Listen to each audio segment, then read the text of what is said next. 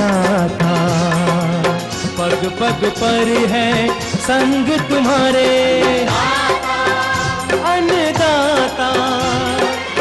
लहू किसानों का बन के पसीना सींचता है धरती का सीना। मेहनत का तेरी हक दिलवाने, नई तकनीक नई खोज बताने। पशुधन को गुणवान बनाना, पौध सुरक्षा को सिखलाना, खेती के सब गुर समझाने, भारत का सरताज बनाने। आठों पहर है संग तुम्हारे अन्नदाता, अन्नदाता। नमस्कार, मैं हूं कात्यायनी चतुर्वेदी और आप सभी दर्शकों का अन्नदाता कार्यक्रम में बहुत स्वागत करती हूं। हर रोज की तरह कार्यक्रम में लेकर आई हूं खेती बाड़ी से जुड़ी हुई बहुत सारी लाभकारी जानकारियां। तो फिर चलिए सबसे पहले देखते हैं क्या है विशेष आज के कार्यक्रम में आपके लिए। अजोला की निर्माण तकनीकी और इसकी उपयोगिता, अच्छी बढ़वार के लिए शरदकालीन गन्ने की फसल में किए जाने वाले जरूरी प्रबंधन,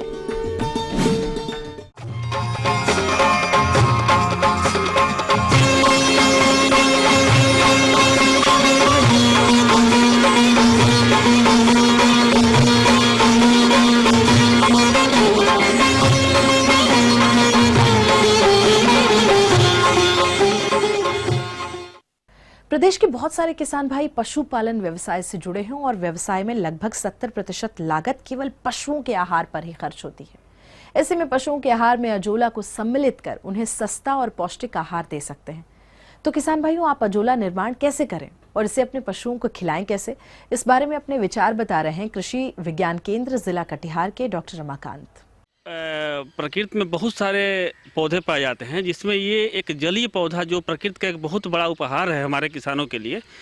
इसका नाम अजोला है। अजोला, इसका अर्थ ये हुआ कि ये पानी के ऊपर हमेशा जहाँ पर पानी बना रहेगा उस स्थिति में ये आपको मिलेगा। इसका महत्व इतना है कि ये इसमें एक प्रकार का शैवाल पाया जाता है जो प्रकृति से नाइट्रोजन को लेकर के उस मिट्टी में और पानी में उपलब्ध कराता है। अजोला प्रकृति प्रदत्त एक ऐसा ही आकर्षक उपहार जो इन समस्याओं से घिरे किसानों के लिए आशा की एक किरण है। अजोला न केवल दुधारू पशुओं के लिए एक सर्वोत्तम व उचित आहार है, बल्कि पशुपालन से संबंधित दूसरे आयामों जैसे बकरी पालन, भेड़ पालन, सूकर पालन, खरगोश पालन, साथ ही साथ मुर्गी पालन, बतख पालन, बटेर पालन आदि के लिए भी एक सर्वगुण संपन्न पौष्टिक आहार है।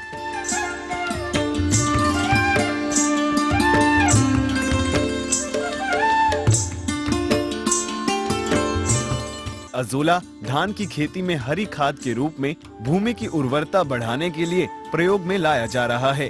अजोला का प्रसारण इसके प्रभावी वानस्पतिक भागों से होता है और उसकी पोषक तत्वों की महत्ता मिट्टी को बढ़ाता है। जैसे जो भी नाइट्रोजन, फास्फोरस और पोटास खेत में प्रदान किया जाता है, अगर ये अजोला को उस खेत में पहुंचा दिया जाए तो वहाँ पर आधी मात्रा नाइट्रोजन, फास्फोरस और पोटास को देंगे, तभी आपका आवश्यकता की आपूर्ति हो जाएगी। व्यवसायिक दृष्टि से अपनाने के लिए किसान भाइयों, अगर व्यवसायिक दृष्टि से अगर आप इसको अपनाना चाहते हैं, छोटा सा टंकी बना लें। टंकी बनाने का साइज है जैसे 2.5 मीटर आपको लंबा ले लें, 1.5 मीटर चौड़ा ले लें और आधा मतलब 50 सेंटीमीटर के आसपास आपको गहराई लेना है। और गहराई लेकर के एक प्लास्टिक का लेयर उस पर बिछा देना है। प्लास्टिक लेयर बिछा करके उस प्लास्टिक के ऊपर 10 सेंटीमीटर 10 से 15 सेंटीमीटर आप मिट्टी के एक लेयर बिछा दें। ये प्लास्टिक हम इसलिए बिछाते हैं कि जो पानी है जो हम उस टंकी में भरेंगे, उस पानी बाहर न कहीं चला जाए। अब अगला पड़ाव है एक जल रोधी संवर्धन क्यारी को तैयार करने का। इसके लिए सूर्य की पराबैंगनी किरणों से रोधी सिल्पोलिन की चादर को प्रयोग में लाया जाए। अब इसे निर्धारित 2.5 मीटर लंबे व 1.75 मीटर चौड़े आकार में काट लिया जाए। अब पॉलीथीन की चादर को चयनित गड्ढे में बिछा दे और यह सुनिश्चित कर ले कि पॉलीथीन की चादर गड्ढे की सतह के चारों ओर दीवारों पर भली भांति से लगी हुई है। अब चारों दीवारों पर ईंटें बिछा दे और उसके ऊपर मिट्टी का लेप लगा दे। इसके अलावा जहाँ कहीं गड्ढे का तल किसी पेड़ के पास या उसके नीचे स्थित है तो ऐसी दशा में पॉलीथिन की चादर को गड्ढे में बिछाने के पूर्व बेकार पॉलीथिन या टाट के टुकड़ों को बिछाने के पश्चात ही सिलपॉलिन की चादर गड्ढे में बिछाई जाए। प्रत्येक गड्ढे में 30 से 35 किलोग्राम बारीक छनी हुई मिट्टी डालकर अच्छी तरह से फैला दिया जाए। 7 प्रजाति में से 2 प्रजाति जो एजोला माइक्रोफिला और एजोला माइक्रोकिल्ना, ये 2 प्रजाति जो है ये वर्ष भर पाई जाती है। इसी को लगाया जाए तो बेहतर परिणाम आएगा। और साथ ही बिहार कृषि विश्वविद्यालय द्वारा 2 और प्रजाति का विकास किया गया है, अजोला सबोर 1 और अजोला सबोर 2। ये भी दोनों वर्ष भर आपको उपलब्ध रहती है। इसके अलावा वो जो मिट्टी का लेयर बनाए हैं उसमें 5 किलो गोबर लीजिए और उसको 10 लीटर पानी में घोल करके और छान करके उसमें डाल दीजिए।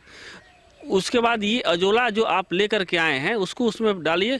ये अपने आप 10 से 12 दिन में पूरा देखिए एक चटाई की तरह उस पानी के ऊपर लेयर पर फैल जाएगा और इतनी अच्छी मात्रा में फैलेगा कि देखने में बहुत सुंदर लगेगा। आप प्रतिदिन 10 रुपये किलो के हिसाब से अगर 1 किलो एक टंकी से हार्वेस्ट करते हैं तो यानी कि महीने में लगभग आपको 3000 रुपया का कुल आपके पास आय आ जाएगा। जी हाँ, तो ये थी कुछ उपयोगी जानकारियां। यहाँ पर एक बहुत छोटे से ब्रेक के लिए रुकेंगे, जल्द लौटेंगे। कार्यक्रम में आगे हैं महत्वपूर्ण जानकारियां, बने रहिए हमारे साथ। अच्छी बढ़वार के लिए शरदकालीन गन्ने की फसल में किए जाने वाले जरूरी प्रबंधन।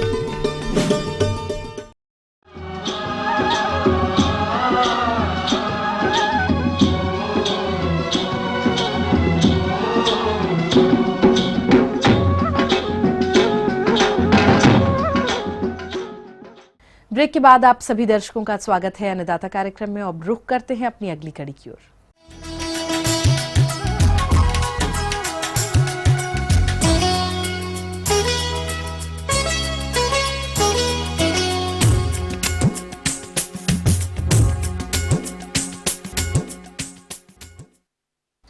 अक्टूबर नवंबर माह में प्रदेश के जिन भी किसान भाइयों ने गन्ने की बुआई की है उनकी फसल इस समय बढ़वार की प्रारंभिक अवस्था पर है और फसल की उचित बढ़वार के लिए इसमें कुछ आवश्यक कार्यों को करना होता है, जिस पर अपने अनुभव बता रहे हैं हमारे बीच एक प्रगतिशील कृषक नारायण पटेल। किसान भाइयों, मैंने ये जो गन्ना लगाया है ये लगभग 15 अक्टूबर के बाद की प्लांटिंग है और जिन किसान भाइयों ने अपने खेत में गन्ना लगाया है वो लगभग 1.5 से 2 महीने की फसल आज हो चुकी है। मतलब यदि हम कहें तो गन्ना वानस्पतिक वृद्धि की अवस्था में गन्ना है। तो आज की स्थिति में सबसे पहले तो जो खरपतवार गन्ने में है, चाहे वो चौड़ी पत्ती वाले हों चाहे सक्रिय पत्ती वाले हों, सभी तरह के खरपतवार गन्ने को अत्यधिक नुकसान पहुंचाते हैं। तो यदि हम इसकी निंदाई करा दें, चाहे वो खुरपी से कराएं या जो हमारा छोटा वाला कुदाल होता है उसकी सहायता से हम करें, तो सबसे अच्छा तरीका है यदि हम हाथ से निंदाई कराते हैं। तो जैसे ही हमारे खरपतवार का नियंत्रण होता है, गन्ने की वानस्पतिक वृद्धि अच्छी होने लगती है, गन्ने में जो रोग या और कीड़ आने की संभावना रहती है वो भी खत्म हो जाती है। और यदि लेबर उपलब्ध नहीं है हमारे पास तो जो रासायनिक खरपतवार नाशी हैं, जिसमें चौड़ी पत्ती के लिए यदि हम 2,4-D का प्रयोग करें, लेकिन यदि उसमें साथ में सक्रिय पत्ती वाले भी चारा कुल के यदि हम खरपतवार हैं तो मेट्रीब्यूजन डाल के हम बहुत अच्छा नियंत्रण हम खरपतवार पे कर सकते हैं। और जैसे ही हमें ये नियंत्रण मिलता है 15 दिन से 20 दिन के अंतर पर हम सिंचाई बराबर करते रहें। सिंचाई में भी ध्यान इस बात का रखें कि गन्ने में पानी का भराव ना हो, पानी इकट्ठा ना रहे। और जो हमें फर्टिलाइजर जो माइक्रोन्यूट्रिएंट जो हमने दिए नहीं है आधार खाद के रूप में, वो फर्टिलाइजर भी हम बोनी करके गन्ने के बाजू से प्लेसमेंट करके हम दे सकते हैं। तो यदि आपने दिए नहीं है आधार खाद के रूप में तो प्रति एकड़ के हिसाब से 10 kilo magnesium sulphate, 10 kilo zinc sulphate, 10 kilo sulphur और 10 किलो फेरस सल्फेट यदि हमने इसको प्लेसमेंट करके यानी गन्ने के किनारे से यदि हमने बोनी करके दिया तो इसके हमें बहुत अच्छे परिणाम प्राप्त होंगे। इसके बाद नत्रजन की बात करेंगे तो नत्रजन हमें फसल लगाने से 120 दिन के अंदर ये पूरा करना है। तो जैसे ही हम एक पानी देते हैं, पहला पानी हम आज की स्थिति में जो देने जा रहे हैं उसमें हमें नत्रजन जो है हर सिंचाई पे लगभग 50 किलो यूरिया हम प्रति एकड़ के मान से यदि दे देंगे तो एक सिंचाई छोड़ के दूसरी सिंचाई पे जो हमें नत्रजन देना है, इस तरह से लगभग हम 3 से 4 बोरी 120 दिन के अंदर हमें इसकी पूर्ति करना है। इसके बाद एक महत्वपूर्ण बात आपको बताना चाहता हूँ, प्रति एकड़ के मान से हमने लगभग 4 क्विंटल 5 क्विंटल देसी खाद ले लिया और उसमें ये 1 एकड़ का पूरा बायो फर्टिलाइजर जिसमें 2 kilo PSB, 2 kilo azospirillum, 2 kilo azotobacter और 1 किलो ट्राइकोडर्मा ब्रीडी, इनको हमने छाया में रख दिया। और 4-5 दिन में जब ये देख लिया कि काफ़ी अच्छा मल्टीप्लिकेशन हो गया है, तो इसको गन्ने के बाजू से हल्की सहायता से, ट्रैक्टर की सहायता से जैसे भी संभव हो ज़मीन के अंदर पहुँचाना, और ज़मीन में नमी रहे इस बात का भी हमें ध्यान देना है। अब हम बात करेंगे इसमें फसल सुरक्षा की। तो इसमें एक तो सबसे पहले जो कंडू आता है, जिसे हम 50 एलिस्मेट कहते हैं, उसके लिए तो हमें ये देखना है शुरुआती दौर में, जैसे आज हमारा गन्ना ये आप देख रहे हैं पीछे कि गन्ना लगभग 1.5 महीना का हो गया है, लगभग 1 फुट का हमारा गन्ना हो गया। तो इसमें शुरुआत में ही हमें उसके लक्षण दिखाई देने लगते हैं। तो लक्षण में क्या, सबसे पहले तो हमें जो गन्ना है वो सीधा मिलेगा, उसकी हाइट कम होगी और उसके अंदर से एक चाबुक जैसी संरचना हमें दिखाई देगी, और काले रंग का उसके अंदर पाउडर भरा होगा। तो इसके लिए हमें बहुत सावधानी पूर्वक ये करना है कि उस गन्ने को पूरा सेट के साथ निकालना है, मतलब जो गन्ना हमने बीज लगाया है उसके साथ निकालें, एक बड़ी पॉलीथीन में उसको रख लें और उसको इकट्ठा बाहर ले जाके या तो गड्ढे में गड़ा दें या उसको जला दें। जिस सुरक्षा के तौर पे हम ये जो बाविस्टिन आता है, इसको 2 ग्राम प्रति लीटर पानी में मिला के, और यदि हमने स्प्रे किया तो काफ़ी हद तक हम इससे थोड़ा बचत हो जाती है। बहुत अच्छी दवा तो पूरे बाजार में कहीं उपलब्ध है ही नहीं इसकी। इसके बाद हम देखते हैं खेत में कई बार दीमक आ जाती है, तो सबसे अच्छा तरीका तो ये नियंत्रण करने की जो दवाइयाँ हैं उनका प्रयोग करें। तो उसके लिए या तो हम क्लोरोपाइरिफॉस का प्रयोग करें। इसमें शुरुआती दौर में जब हम लेट प्लांटिंग करते हैं, गन्ने की लेट बोनी होती है, तो इसमें अर्ली शूट बोरर भी हमें देखने में आता है। तो अर्ली शूट बोरर के लिए जो 4-8 नामक दवा आती है, पहली बात तो यदि मान लो बहुत कम परसेंटेज में है, पूरे खेत में आपको 150 पौधे यदि आपको इफेक्टेड दिख रहे हैं, तो सबसे अच्छा तरीका है कि एक सीसी में आपको 4-8 भरें और सीसी के ढक्कन में एक छेद बना दें, और जो पौधे में आपको दिख रहा है कि इसके अंदर उसकी इल्ली है या इसकी पुंगी सूखी हुई है ऊपर की, वो पुंगी को बाहर निकालें, उसमें 2-4 दाने सीसी से गिरा दें और वो पुंगी को फिर से उसमें फंसा दें। तो उसके अंदर गैस बन के और जो मैगड है, जो इल्ली उसके अंदर है, वो मर जाएगी और आपको बहुत अच्छा नियंत्रण सबसे कम खर्चे में मिलेगा। तो आगे और भी कुछ रोचक जानकारियां हैं, लेकिन यहाँ एक छोटे से ब्रेक के लिए रुकते हैं, जल्द होंगे हाजिर। ग्लैडियोलस की फसल में जरूरी प्रबंधन पर सफल किसान का अनुभव।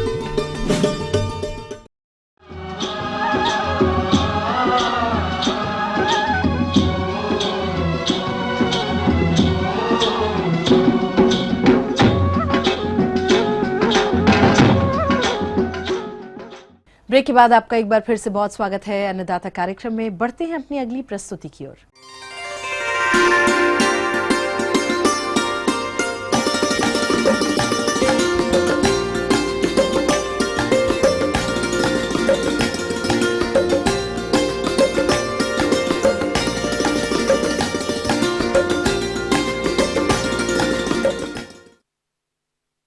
फूलों में ग्लैडियोलस की मांग अधिक होने के कारण इसके फूल अत्यधिक मूल्य पर बिकते भी हैं। तो जो भी किसान इसकी खेती कर रहे हैं, वो आकर्षण फूलों के उत्पादन के लिए फसल में जरूरी प्रबंधनों को सही समय पर करें। आपको मिलवाते हैं नया गांव नैनीताल के एक सफल किसान बलवीर कंबोज से, जो कई वर्षों से ग्लैडियोलस की खेती करके लाखों की आय ले रहे हैं। तो वो फसल में किए जाने वाले प्रबंधनों को कैसे अपनाते हैं, जानते हैं उन्हीं से। किसान भाइयों, आज मैं आपको ग्लैडियोलाई की पुष्प उत्पादन की खेती के बारे में, जो कि ओपन फील्ड में होती है, इसके बारे में कुछ सुझाव दूंगा।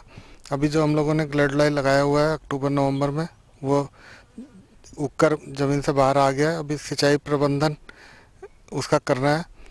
करीब 15-15 दिन के अंतराल पे आपको लाइन में पानी देना है, पर सिंचाई इस हिसाब से करें कि सिंचाई का पानी गोल के मेड़ के ऊपर ना चढ़े, नहीं तो उससे फंगस आ जाती है और बीज गलने लगता है, पौधा ख़राब होने लगता है। और सबसे महत्वपूर्ण बात यह है कि हमें समय समय पर ये देखते रहना चाहिए कि उसमें निराई गुड़ाई होती रहे, जिससे कि खरपतवार आदि मुख्य फसल को नुकसान ना पहुंचाए। और जब हम लोग निराई गुड़ाई करते हैं, इसमें मिट्टी चढ़ाते हैं, तो NPK 40 किलो प्रति एकड़ और 10 kilo calcium nitrate, calcium ammonium nitrate, इसको हम लोग मिट्टी चढ़ाते समय मुख्य फसल को देते हैं, जिससे कि अपना पौधे को NPK आवश्यक मात्रा में उपलब्ध हो सके तथा हमारी फसल जो है वो अच्छी गुणवत्ता वाली प्राप्त हो सके। इसके अलावा कुछ पत्तियों पे भी उसके बाद सुबह दाग आने लगते हैं फफूंदी के कारण। इसके लिए M45 और बेवेस्टिन का स्प्रे 2 ग्राम प्रति लीटर के हिसाब से सप्ताह में एक बार करते रहना चाहिए। इसी समय कुछ पुष्प जब निकलना शुरू होने वाली होती है स्टिक, तो कोई सूंडी का प्रकोप भी आता है। इसके लिए लेनेट है या एवांट है, इसका स्प्रे हम लोगों को करते रहना चाहिए ताकि कोई कीट हमारे पुष्प की जो स्टिक है और कलियां हैं उसको नुकसान ना पहुंचाए। जो हमारा एग्जोटिक वैरायटी हैं जैसे अमेरिकन वैरायटीज़ हैं या डच वैरायटीज़ हैं जिनको हम मल्टीग्लेड कहते हैं, उसमें करीब 65 से 70 दिन बाद फूल आना शुरू हो जाता है। इसके लिए मुख्य शाखा पर यदि नीचे के 2 या 3 पुष्पों में पुष्प का रंग दिखाई पड़ने लगे तो हमको इसकी कटाई शुरू कर देनी चाहिए तथा मुख्य पौधे पे कम से कम 2 या 4 जोड़ी पत्तियां हमको छोड़ देनी है कटाई के वक्त। ये बात का ध्यान रखना चाहिए जिससे कि वो पत्तियां नीचे जो बीज है जिसको हम बल्ब बोलते हैं ग्लैडोलाई का, उसके लिए वो भोजन बनाए तथा अगले वर्ष के लिए हमें अच्छा बीज प्राप्त हो सके। कटाई के समय मुख्य रूप से यही है कि आपको ज़्यादा खिलने का इंतज़ार नहीं करना है। काटते समय जैसे ही आपको रंग दिखाई दे पुष्प का, आपको कटाई ओस हटने के बाद दोपहर के समय कर लेनी चाहिए। ओस के समय कटाई करने पर अगर हम बाज़ार में इस उत्पाद को भेजते हैं तो इससे गलन आ जाता है तथा हमें उत्पाद का अच्छा रेट नहीं मिल पाता। अतः कटाई के समय ये बात ध्यान रखनी चाहिए कि जब दोपहर को धूप खिली हो उसी टाइम पे ग्लैडोलाई की कटाई करें।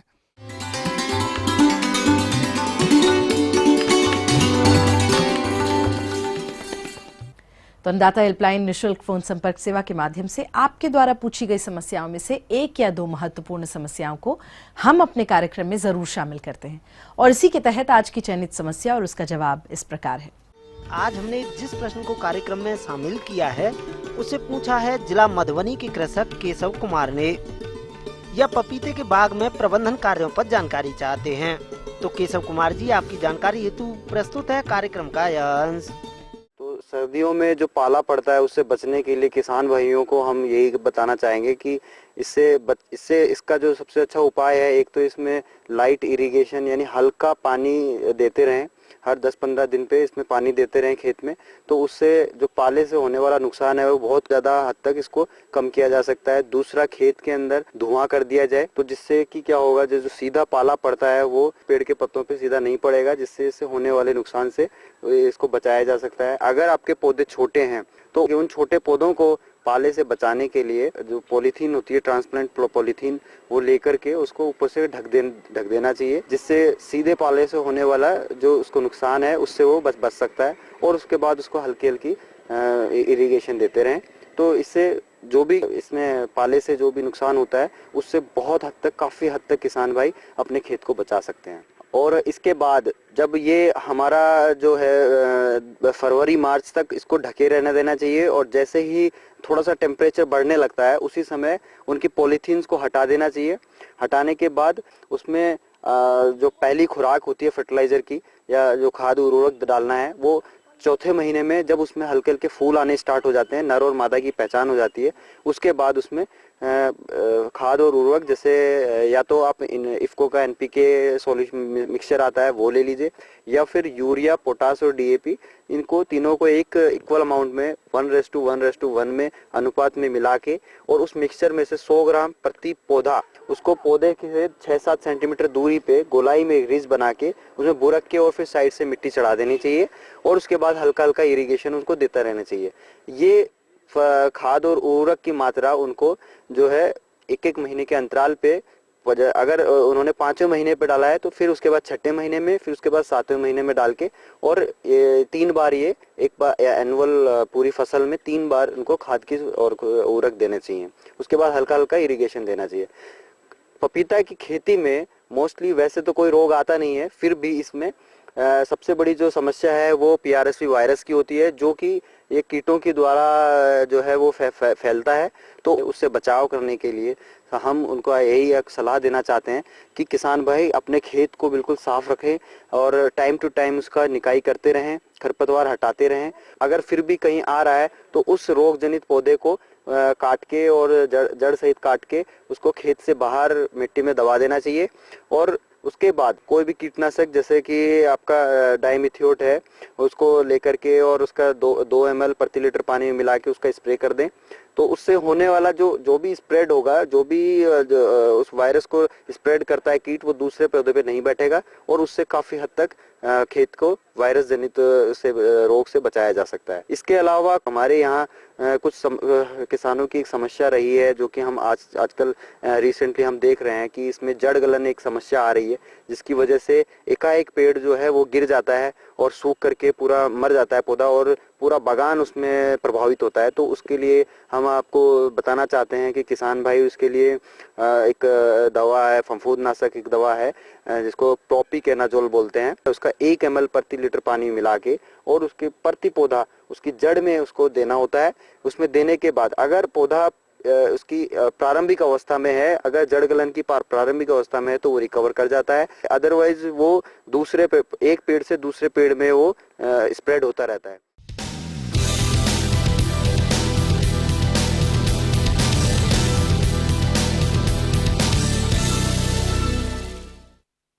राज्य की विभिन्न मंडियों में कृषि उत्पादों के चढ़ते उतरते बाजार भाव की संक्षिप्त जानकारी इस प्रकार है।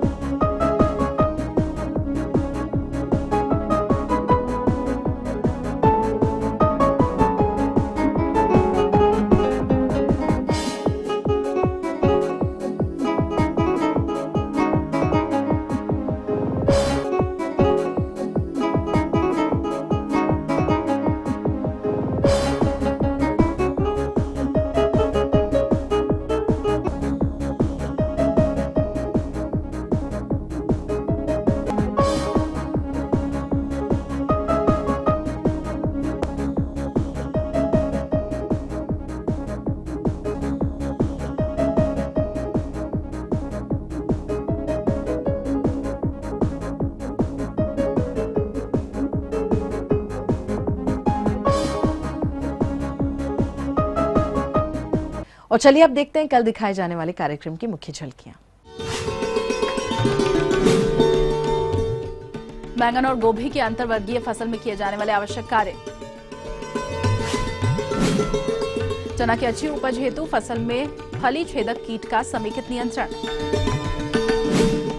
हम ये उम्मीद करते हैं कि आज का कार्यक्रम आप सभी दर्शकों के लिए बेहद उपयोगी रहा होगा। किसान भाइयों, अन्नदाता आपकी सेवा के लिए संकल्परत है और कृषि संबंधित समस्या और सुझावों के लिए आप हमें इस पते पर संपर्क भी कर सकते हैं। प्रोड्यूसर अन्नदाता, ETV Bihar Jharkhand, Ramoji film city Hyderabad 501512।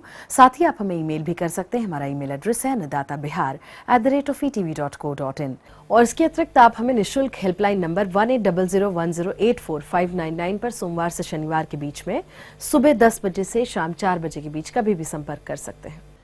तो फिलहाल अन्नदाता की पूरी टीम को दीजिए इजाजत। कल फिर इसी समय होगी आपसे मुलाकात कृषि संबंधित कुछ और महत्वपूर्ण जानकारियों के साथ। तब तक के लिए नमस्कार।